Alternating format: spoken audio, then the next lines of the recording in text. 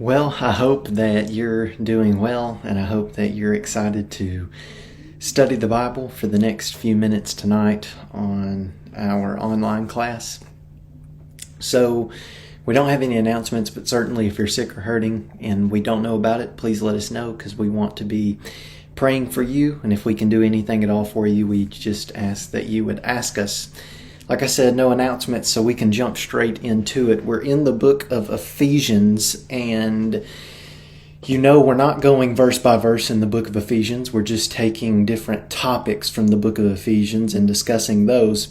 We're very near the end of our study in the book of Ephesians. I'm going to bounce around again in chapter 6. We're not going to start at the beginning of chapter 6, but we probably will make our way back to the beginning of chapter 6 at one point before we conclude our series on the book of Ephesians. But what I want to focus on tonight is probably something that we don't want to think about all that much, and we don't want to think about it all that much because, well, to be quite frank, it's pretty scary. Ephesians chapter 6, starting in verse 12. Of course, this is after we have read about putting on the whole armor of God. Why do we want to put on the whole armor of God? Because there are evil forces that we are battling on a daily basis. Of course, the devil is one of those. But in Ephesians chapter 6 and verse 12, we read, "For we do not wrestle against flesh and blood, but against the rulers, against the authorities, against the cosmic powers over this present darkness, against the spiritual forces of evil in the heavenly places." That is terrifying, isn't it? It is to me. You can look at human rulers, and some of them can be downright terrifying because of not only what they do to their own people, but what they do to other people and the plans that they would love to fulfill, that they've been sort of fantasizing about for who knows how long. Human beings can be extremely cruel, and human beings can be extremely destructive to other individuals. But what Paul says in Ephesians chapter 6 is really the battle, really the fight is not against human beings, right? It's not against flesh and blood. The real fight lies between the Christians and the spiritual forces of evil over, Paul says, against the rulers. Who are the rulers here? I don't think Paul has flesh and blood in mind based off of what he said previously in the verse. So what kind of rulers are we thinking about here? Well, apparently we're thinking of some spiritual rulers. Well, what in the world does that mean? Against the authorities. What kind of spiritual authorities, dark, evil authorities are we to be thinking about here? Again, it's kind of up in the air, but there are different places in Scripture that seem to possibly give us an idea.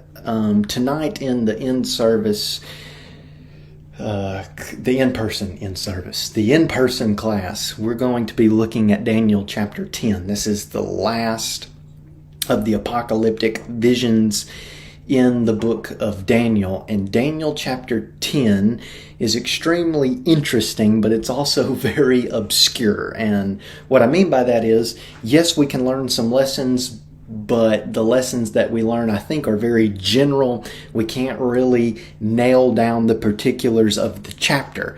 And what we see is, it seems to be indicating, of course, I don't want to go into the lesson that we're going to talk about tonight. So if you have time, go read Daniel chapter 10. I think that would be pretty good for what we're discussing here in Ephesians chapter 6 and see what you think. But it seems what we're talking about is some tension between spiritual forces, seems to be between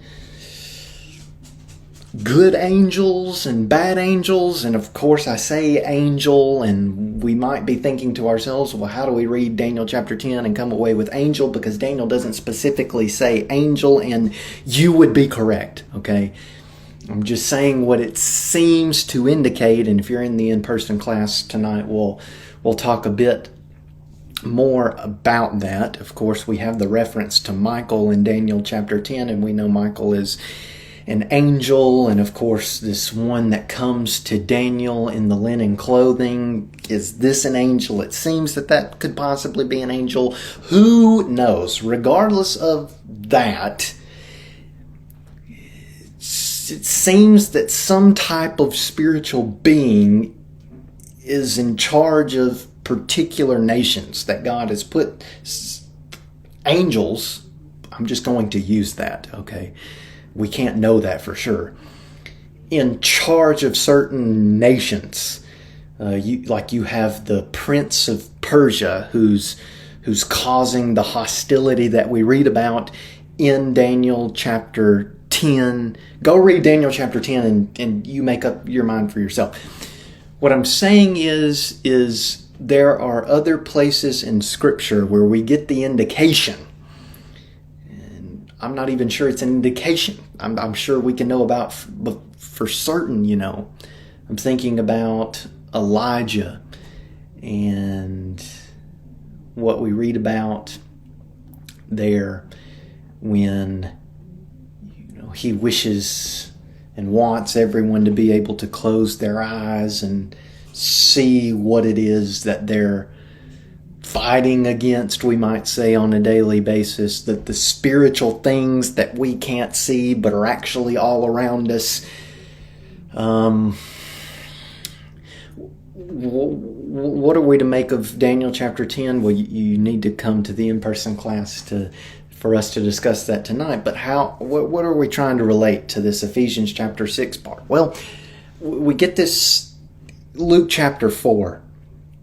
Okay, in Luke chapter 4, of course, we read about the temptation of Jesus, but in Luke's account, something particular is said. Now, remember what I said about Daniel chapter 10, and of course, we want to think about this in terms of wrestling with dark spiritual forces, beings, cosmic powers, spiritual evil, that type of thing. We want to relate this to the discussion.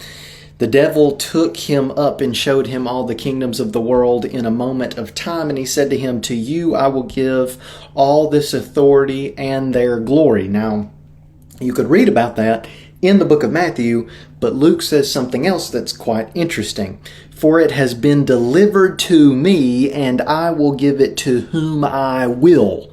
Notice what the devil says. Bow down to me, and he's showing him all the kingdoms of the world and their splendor. "To you I will give all this authority and their glory, for it's been delivered to me." You just need to bow down and worship me. It's been given to me, the devil, all the kingdoms of the world. What in the world are we to make of that? Revelation chapter 13. Of course, we read about the dragon in the book of Revelation. Know that we know the dragon is, if you said Satan, if you said the devil, you would be correct. But we read about this beast that rises out of the sea. What does this beast represent? I think it's pretty clear that Rome is the option there for that.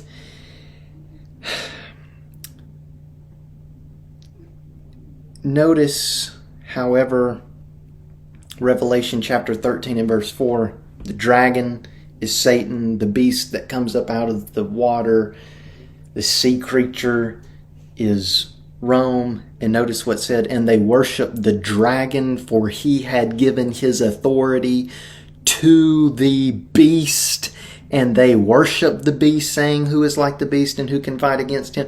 Notice the dragon, which we said is Satan. I can't remember actually if if I misspoke there. If I said beast is Satan, that is wrong. Okay, the dragon is Satan, which I think I said, but if I didn't, just make note.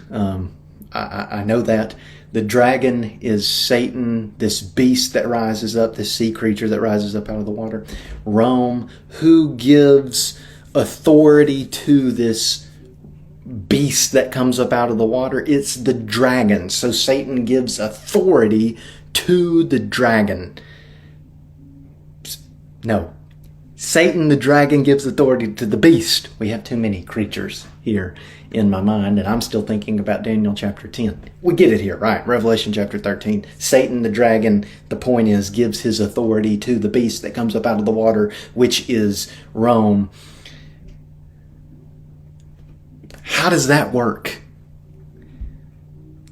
That Satan has power over nations, empires, and he can give authority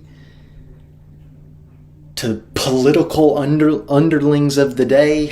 What in the world? What in the world are we to make of this? How do we relate this back to Ephesians chapter 6, where Paul says the battle really isn't against flesh and blood, it's against the spiritual forces? Here's my answer. I don't really know, okay?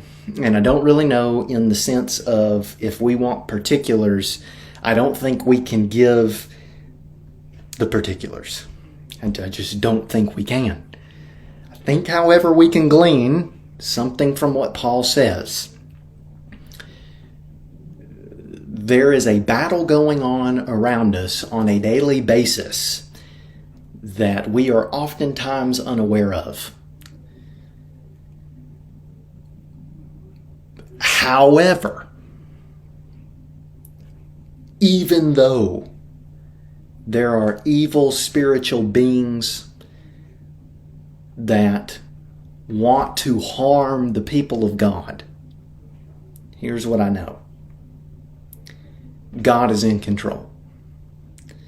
God is supreme. In fact, that's I think, the overarching theme in the book of Revelation, isn't it? God is in control. Really, if you want the overarching theme of the book of Daniel, I think it's the same thing. God is in control. That's especially true. Well, I won't even say especially true of Daniel chapter 7 through 12, because it's just as true for Daniel's chapter 1 through 6, the stories that we've been hearing since we were children. God's in control. We don't have to know all about the spiritual battle that's going on around us. We can know it happens. It's beneficial. But what we really need to know is that God's in control.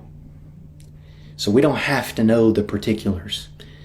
We don't have to know all the details of what that entails. We just have to know God's in control. We'll stop here. I think we'll talk about putting on the whole armor of God, going back a bit in Ephesians chapter 6 next week. So I hope you have a great rest of the week. God bless.